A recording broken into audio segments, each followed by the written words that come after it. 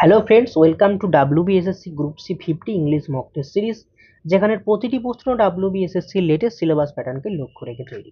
আজকের আমাদের মক টেস্টের ফার্স্ট প্রশ্ন সিনোনিম করতে বলেছে, যেখানে বলেছে কি যে choose the synonym of adept.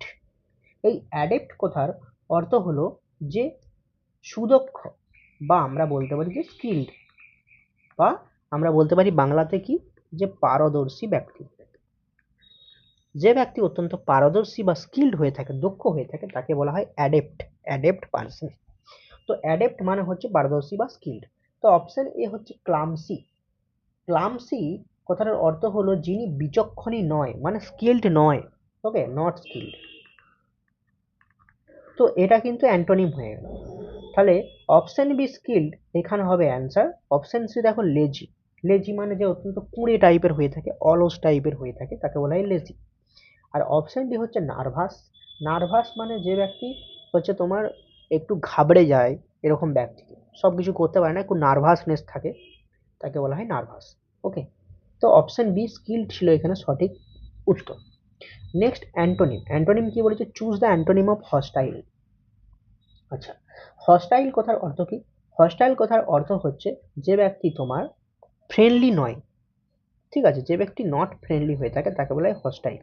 মানে একে অপরের প্রতি একটা শত্রু শত্রু ব্যাপারকে বা শত্রুটাকে বলা হচ্ছে হস্টাইল। তো অপশন এ বলেছে ফ্রেন্ডলি মানে বন্ধুত্বপূর্ণ। তাহলে হস্টাইল মানে যদি শত্রু টাইপের হয়ে থাকে, তাহলে অপশন এ ফ্রেন্ডলি কিন্তু এখানে হয়ে যাবে সঠিক অ্যান্সার। অপশন বি দেখে নাও, অ্যাংরি মানে রাগী। আচ্ছা, অ্যাংরি মানে রাগী। অপশন সি হচ্ছে রাফ। রাফ ব্যক্তি বলতে বোঝাচ্ছে কি, যে অত্যন্ত তোমার হচ্ছে বিবেকহীন টাইপের হয়ে থাকে, একটু ঢিট টাইপের হয়ে থাকে, তাকে রাফ বলে। আর স্ট্রিক্ট রাফের মতনই হয়ে থাকে, বা যারা সবসময় সবকিছু নিয়ম কানুন মেনে চলে তাকে বলে স্ট্রিক্ট ব্যক্তি। ওকে, 3 নম্বর হচ্ছে এরর কারেকশন, যেখানে কি বলেছে নাকি one of my friends have joined the army. One of my friends মানে আমার বন্ধুর মধ্যে একজন আর্মিতে জয়েন করেছে।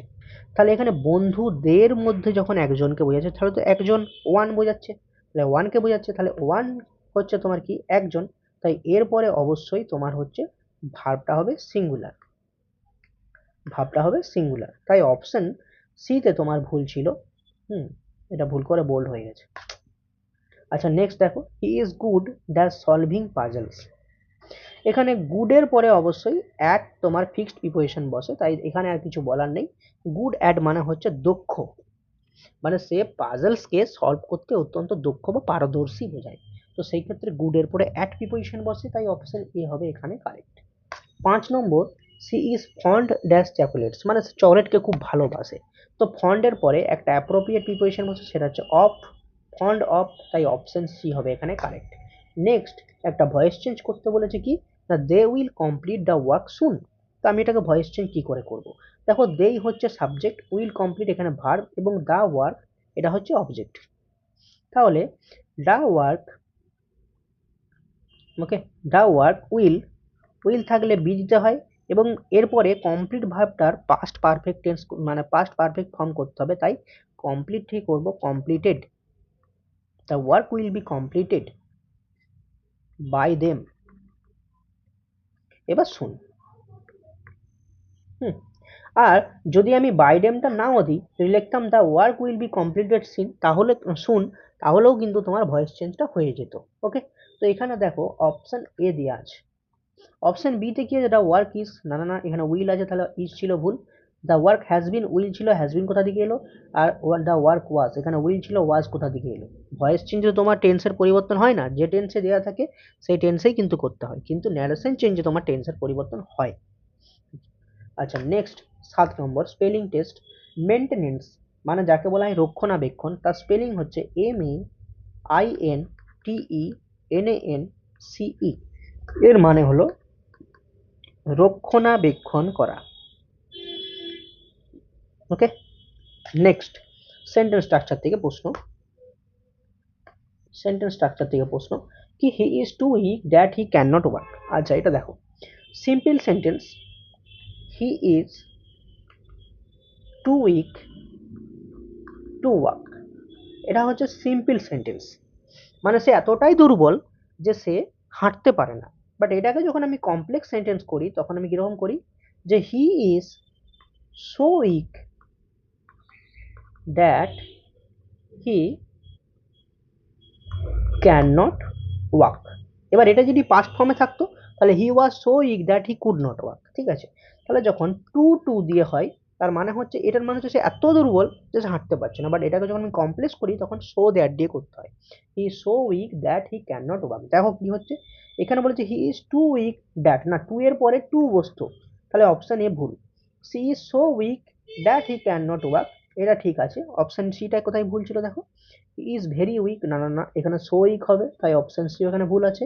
Option D he is such weak, ন, এখানে সো উইক হবে, তো অপশন ডি ভুল আছে। তো অপশন বি ছিল তোমার হচ্ছে সঠিক অ্যান্সার। নেক্সট, অবশ্যই কনসেপ্টটা নিশ্চয়ই বুঝতে পেরেছো। তো 9 নম্বর দেখো, সেন্টেন্স স্ট্রাকচার। এখানে I prefer T, I prefer, এই সেন্টেন্সটা তো মানে বারবার পরে আই প্রেফার টি, আর প্রেফারের পরে অ্যাপ্রোপ্রিয়েট প্রিপোজিশন বসে টু, তারপর হবে কফি। এর মানে হচ্ছে কফির থেকে সে চাকে বেশি প্রেফার করে, তাই পেপারের সঙ্গে এখানে অ্যাপ্রোপ্রিয়েট প্রিপোজিশন টু বসে, তো এখানে অপশন সি হবে কারেক্ট। লাস্ট প্রশ্ন ভোকাব থেকে, সেটা হচ্ছে ট্রানজিয়েন্ট। এই ট্রানজিয়েন্ট কথার অর্থ হচ্ছে যেই জিনিসটা ক্ষণস্থায়ী, ঠিক আছে, যেটাকে আমরা বলি যে ক্ষণস্থায়ী, মানে নট পার্মানেন্ট, বলতে পারি যে একটা শর্ট লিভড, ঠিক আছে। তাহলে অপশন এ পার্মানেন্ট, তাহলে ট্রানজিয়েন্টের অ্যান্টোনিম হয়ে গেছে পার্মানেন্ট। ক্ষণস্থায়ী এটা হচ্ছে তোমার যে পার্মানেন্ট, যেটা সবসময় স্থায়ীভাবে থাকে, ঠিক আছে। অপশন বি হচ্ছে শর্ট লিভড, যেটা কম সময়ের সঙ্গে থাকে। অপশন সি স্ট্রং মানে হচ্ছে যেটা শক্ত বা শক্তিশালী। আর অপশন ডি হনেস্ট মানে হচ্ছে যে হচ্ছে অত্যন্ত সৎ। তাহলে এখানে অপশন বি শর্ট লিভড হবে সঠিক অ্যান্সার। ওকে, তো এই ছিল 10টা প্রশ্ন মক টেস্টের। তো অবশ্যই কমেন্ট করে জানাবে যে 10-এর মধ্যে তোমার কত 10, মানে কত স্কোর আসছে। আর ভালো লাগলে চ্যানেলটিকে লাইক শেয়ার সাবস্ক্রাইব করে অবশ্যই পাশে থাকো। দেখা হচ্ছে পরের ভিডিও।